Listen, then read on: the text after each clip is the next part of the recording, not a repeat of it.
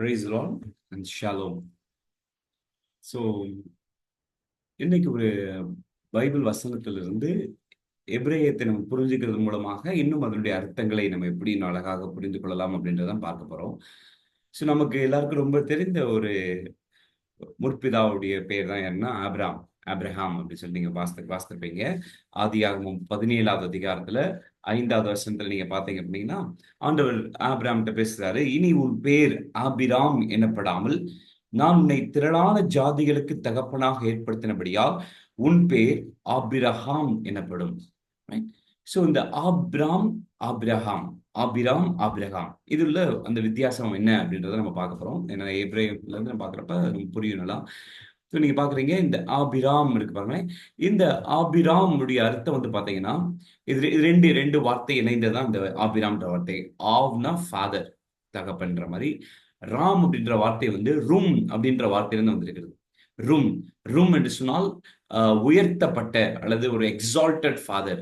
அவங்களுடைய சமுதாயத்துல நம்மளுக்கு தெரியும் ஆப்ரஹாம் வந்து நார்மலாவே அவங்களுடைய சமுதாயத்துல கொஞ்சம் சீமானா இருந்திருக்கிறாரு. Like he was an exalted father, right? ஒரு உயர்த்தப்பட்ட ஒரு மனிதனா இருந்திருக்கிறார் ஆபிராம்.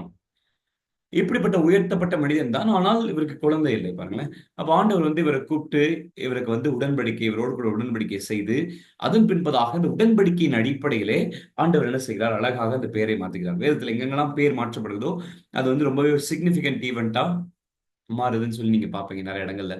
சோ அதனால ஆபிராம் ஆண்டு சொல்றாரு, நீ வெறும் ஒரு உயர்த்தப்பட்ட தகப்பனா இருந்துட்டு அப்படியே வாழ்க்கையை முடிக்க நினைக்காத ஆபிராம். சோ உன்னுடைய பேர் வந்து எப்படி மாறப்போகுதுன்னா ஆபிரகாம். இன்னும் ஒரு குழந்தைய பிறக்கல, குழந்தை பிறந்த பிறகு கூட இந்த பேர் கொடுத்துருக்கலாம் ஆண்டவர். ஆனா குழந்தை பிறகு முன்பதாகவே விசுவாசமா சொல்றாரு. என்ன சொல்றாருன்னா, you will be called as Abraham. ஆப்ரஹாம்னா என்ன அர்த்தம்? ஆப் பிளஸ் இந்த ரூம் அப்படின்ற வார்த்தை இப்ப மாறி இப்ப ரஹாம் அப்படின்ற வார்த்தை வருது. ரஹாம் அப்படின்னா மல்டிடியூட், மெனி அப்படின்னு அர்த்தம். திரளான, மெனி அப்படின்னு அர்த்தம். சொல்றாரு, you become a father of many. நீ வந்து திரளான ஜாதிகளுக்கு தகப்பனாவாய். அதாவது சமுதாயத்துல ஒரு நல்ல பேர் இருக்குது, நல்ல சீமானா இருக்கிற, அப்படிப்பட்ட ஒரு சாட்டிஸ்பாக்சனோட முடியறது கிடையாது. Like I have a plan and purpose for you. உன்னுடைய வாழ்க்கையில நான் ஒரு திட்டங்கள் வச்சிருக்கிறேன். அந்த திட்டத்தின் அடிப்படையிலே உன்னுடைய பேர் இதுவா இருக்குது. Don't be satisfied with this. உனக்கு இப்படிப்பட்ட ஒரு பேர் வச்சிருக்கிறேன் அப்படின்னு சொல்லிட்டு அதுக்கப்புறம் ஃபுல்லா பாருங்களேன், யோசித்து பாருங்க. ஆபிரகாம் தான் அவருடைய பேரை மாத்திட்டார் ஆண்டவர். So it was based on faith. அந்த விசுவாசத்துல ஆண்டவர் அந்த விதம் மாத்துறாரு. அதே மாதிரி ஆண்டவர் வந்து என்ன செய்கிறார், அழகாக ஆபிரஹாமுக்கு ஒரு குழந்தையை கொடுத்து அதுக்கப்புறம் ஒரு திரளான ஜாதிகளுக்கு இன்னைக்கு அவர் தகப்பனா இருக்கிறார். The same thing with Sarai thing also, right? So சாராளுக்கும் ஆண்டவர் அப்படிதான் சொல்றாரு. என்ன சொல்றாரு பாருங்களேன். ஸோ ஆண்டவர் சொல்றாரு, பின்பு தேவன் ஆபிரகாமை நோக்கி, உன் மனைவியை சாராயை இனி சாராய் என்று அழையாதிருப்பாயாக. சாராய் அப்படின்னு நீ கூப்பிடாத, அவளை சாராள் அப்படின்னு கூப்பிட்டு அப்படின்றார். இந்த வார்த்தை தான் சாராய், இந்த வார்த்தை வந்து சாரா. இதுல உள்ள வித்தியாசம் என்ன? சாராய் எப்பயுமே வந்து எபிரேயத்துல ஒரு வார்த்தை இ ஆய் அல்லது இ அப்படின்னு முடிச்சுனாலே ரொம்பவே பொசசிவ் டேர்ம். அதாவது சார் அப்படின்ற வார்த்தையிலிருந்து வந்து அந்த சாரா என்ற வார்த்தை. சார் அப்படின்னா வந்து பிரின்ஸ், இளவரசன் அப்படின்னு அர்த்தம். சாராய்னா லைக் சாரா அதெல்லாம் வந்து பிரின்சஸ், இளவரசி அப்படின்னு அர்த்தம். சாராய் அப்படின்னு சொல்றப்ப என்னுடைய இளவரசி அப்படின்ற ஒரு மீனிங். அதாவது எப்படி இருக்குன்னா, சாராள் வந்து அவங்களுடைய குடும்பத்துல ஒரு முக்கியமான ஒரு உயர்த்தப்பட்ட ஒரு பெண்மணியாக இருக்கிறாள். அவங்க குடும்பத்துல அது மட்டும் இல்லாம சாராய்க்கு இன்னொரு அர்த்தம் இருக்குது, உமன் ஆஃப் ஸ்ட்ரென்த். அவங்க குடும்பத்துல ஒரு உமன் ஆஃப் ஸ்ட்ரென்த்தா இருக்கிறாங்க அப்படின்ற மாதிரி.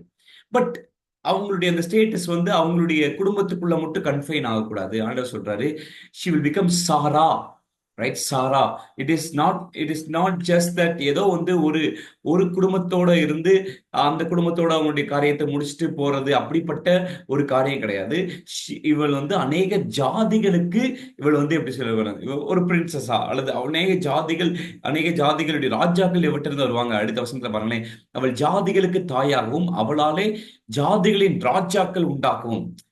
இப்ப எப்படின்னா ஒரு ஒரு ஒரு நேரோடு ஆங்கிளா உங்க குடும்பம், உன்னுடைய வாழ்க்கை அப்படி மட்டும் இல்லாம இப்ப வந்து the princess, like the princess of all, like princess of many nations. So அப்படிப்பட்ட ஒரு கண்ணோட்டத்துல ஆண்டவர் இங்க என்ன செய்கிறார், காண்பிக்கின்றார். ஸோ இன்னைக்கு இதை கேட்கின்ற நமக்கும் நம்முடைய வாழ்க்கையிலும் மேபி ஒரு சில நேரங்கள் வந்து நமக்கு ஒரு குறுகலான பார்வையை வைத்துக் கொண்டு சரி நமக்கு இது போதும், அதெல்லாம் நடக்க வாய்ப்பு இல்லை, I will limit my self here அப்படின்ற மாதிரி ஒரு ஆங்கிள் இருக்கலாம். But today the Lord is calling you and me, right? இன்னும் கொஞ்சம் அவருடைய கிருபையோட, அவருடைய உடன்படிக்கையின் அடிப்படையிலே நம்முடைய தரிசனங்களை விரிவாக்குவோம். அவருடைய அழைப்பு நம்முடைய வாழ்க்கையில என்ன இருக்குன்னு பார்ப்போம். அந்த அழைப்புக்கு ஏற்ற விதமா நம்மள நடத்துவோம். Let us not confine ourselves with a small limited thing. நம்ம நினைக்கலாம் இதுல தான் என்னால முடியும்னு சொல்லிட்டு. கிடையாது. ரைட்? ஸோ கடவுள் நம்ம கூட இருக்கிறார். ஆண்டவர் நம்ம கூட இருக்கிறாரு. இன்னைக்கு ஆபிரகாமை காட்டிலும் அவருடைய உடன்படிக்கை இன்னும் அழகாக சிலுவையிலே நமக்காக நம்மோடு கூட உடன்படிக்கை பண்ணின கடவுள் நம்ம கூட இருக்கிறார்.